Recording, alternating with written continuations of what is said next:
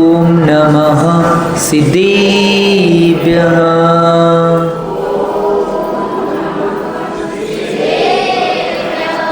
ओम नमः सिद्धेभ्यः।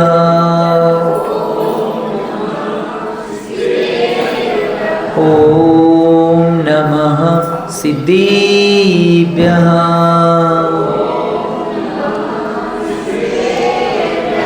मोक्षमार्गस्य नेतारं भेक्तारं कर्मभूभृतां ज्ञातारं विश्वतत्त्वानां वन्दे तद्गुणलब्धे वन्दे तद्गुणलब्धे वन्दे तद्गुणलब्धे। जुबल अनंतानंत सिद्ध परमेश्वरी भगवान की देवादेव मूलनायक 1008 शांती प्रदाता शांतीनाथ भगवान की देवादेव मूलनायक 1008 बालब्रह्मचारी नेमिनाथ भगवान की देवादेव मूलनायक 1008 आदि ब्रह्मश्री आदिनाथ भगवान की देवादेव मूलनायक 1008 मुनीश्वरनाथ भगवान की सिद्धांत शास्त्र की आचार्य भगवान श्री जिनसेन स्वामी की 20वीं सदी के प्रथमाचार्य चर्चगुदी समाधि सम्राट गुरुनाम गुरु शांति सागर जी महाराज की संत शिरोमणि आचार्य गुरु श्री विद्यासागर जी महाराज की प्रातस्मन्य शांत मूर्ति वासरत्नाकर आचार्य गुरु श्री सन्मत सागर जी महाराज की परम पूज्य आचार्य गुरु श्री समय सागर जी महाराज की अहिंसामय विश्व धर्म की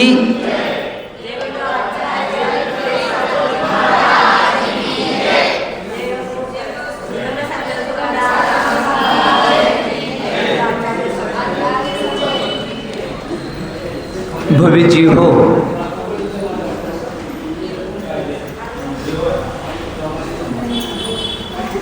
संध्याकाळच्या सत्रामध्ये आपल्याला श्रीपार लज्जा आणि मैना सुंदरीची कथा बघायची आणि त्याची प्रस्तावना करताय आपण।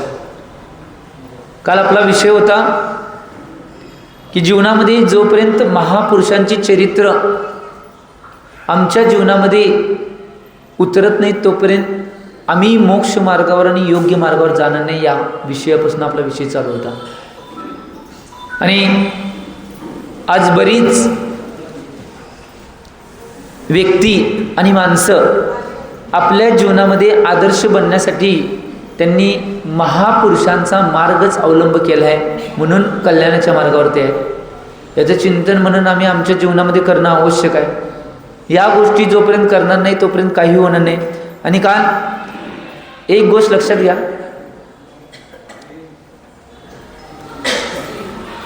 जेवढे जेवढे आजपर्यंत सिद्ध झालेले आहेत, जेवढे जेवढे आजपर्यंत अरिहंत झालेले आहेत आणि जेवढे जेवढे आज दिगंबर मुनराज झालेले आहेत, त्यांचा जर पहिला इतिहास काढला त्यातले बरेच असे व्यक्तिमत्व आहेत की ती महापुरुषांच्या यादीमध्ये त्यांनी प्रवेश केला आणि आपल्या जीवनाचा उद्धार आणि आपल्या जीवनाचा कल्याणाचा मार्ग सुकर केलाय। आणि त्याच या महापुरुषांच्या सगळ्या चरित्रामध्ये महत्त्वाच्या भूमिका बऱ्याच व्यक्तींनी पार पडल्या। आपल्याला जे व्यक्तिमत्व बघायचं आहे ती स्वतःच्या बळावर आणि धर्माच्या बळावर आणि देवशास्त्र गुरूंच्या बळावर त्यांनी पूर्ण सगळं निर्माण केलेलं चारित्र्याची कथा, आराधनाची कथा, भक्तीची कथा आणि त्याच्याचबरोबर दृढ कर्म सिद्धांताची कथा हे आपण 4 महिन्यामध्ये बघणार आहोत। आणि याची प्रस्तावना आपण करत आहोत गेले 3 दिवस झालं। की एक गोष्ट लक्षात घ्या, काल विषय आलता बऱ्याच महापुरुषांनी आपल्या जीवनात बलिदान दिलेलं आहे म्हणून आम्ही आज धर्म आरामशीर करत आहे। आज धर्म आम्ही की निश्चितपणे धर्माचं पालन करायला आम्हाला मिळत आहे, धर्म आचरण करायला आम्हाला मिळत आहे आणि धर्म ऐकायला मिळत आहे। जर त्यांनी ते कार्य त्या महापुरुषांनी केलं नसतं तर आज आम्हाला धर्म मिळाला नसता, धर्माचं आचरण मिळालं नसतं, धर्म ऐकायला मिळालं नसतं आणि धर्माचं चारित्र्य बी करायला मिळालं नसतं। ही गोष्ट महत्त्वाची आहे, याचं चिंतन मनन जीवनामध्ये करणं आवश्यक आहे। कारण की जोपर्यंत या गोष्टीचं चिंतन मनन करणार नाही तोपर्यंत काहीही आमच्या जीवनात आम्हाला प्राप्त होणार नाही। म्हणून एक गोष्ट लक्षात घ्या, सगळ्यात जास्त संघर्ष कुणी जर सहन केला असेल तर ते महापुरुषांच्या यादीमध्ये संघर्ष सहन करणाऱ्या सगळ्यात जास्त स्त्रिया होत्या. त्यांच्या जीवनामध्ये त्यांनी संघर्षाला प्राप्त झाले म्हणून जीवनात घडले. आणि एक गोष्ट लक्षात घ्या, जीवनामध्ये सगळ्यात महत्त्वाची बाब काय असेल, कधीही कुठल्याही जीवनाच्या वळणावर भावनिक व्हायचं नाही. कारण की भावनिक झाले की बिघडले आणि कर्तव्यनिष्ठ झाले की घडले. ही गोष्ट महत्त्वाची आहे, याचं चिंतन करणं आवश्यक आहे. आम्ही कुठल्याही गोष्टीचा आणि कुठल्याही घटनेचा विचार एका दिशेनं करतोय, आणि जो व्यक्ती भावनिक होऊन तो विचार करणार नाही त्याच्या जीवनामध्ये त्याला बऱ्याच गोष्टी प्राप्त होणार नाहीत.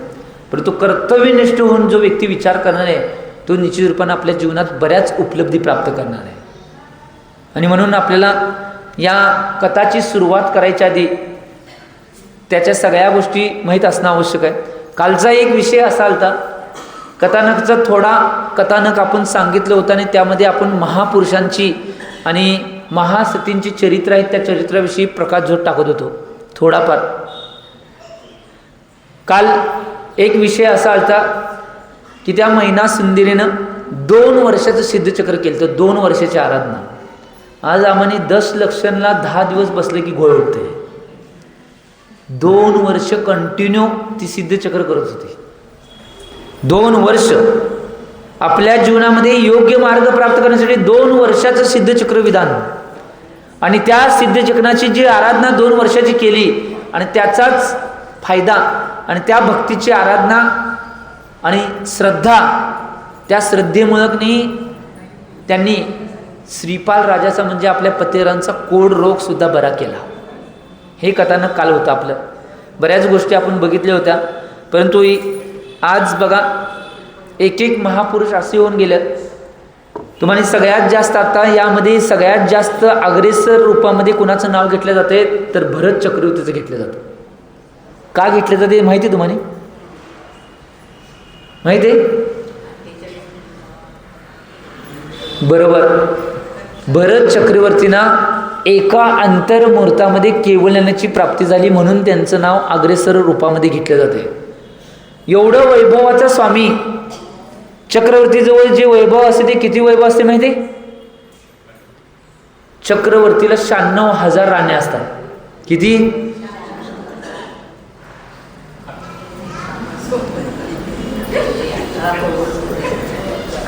96,000 राण्या, 365 आचार्य, षटखंडावर त्यांचं राज्य असते.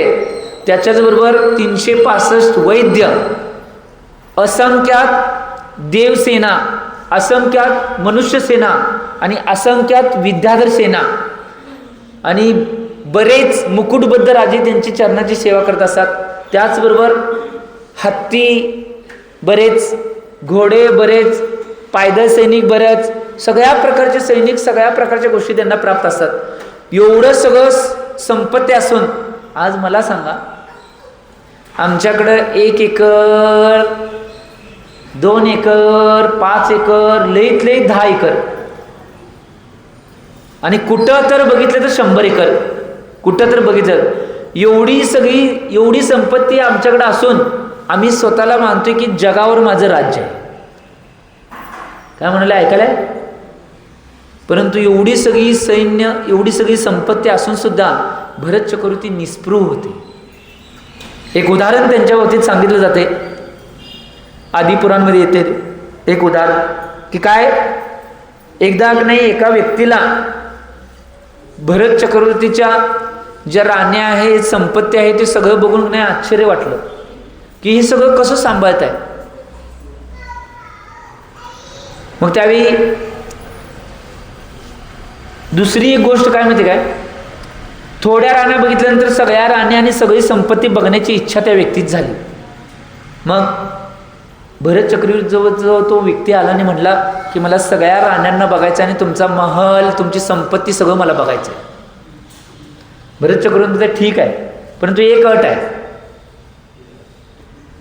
तुझ्या हातामध्ये एक दीपक दिला जाणार तेलाचा, तो दीपक घेऊन की नाही सगळं ते बघत जायचं.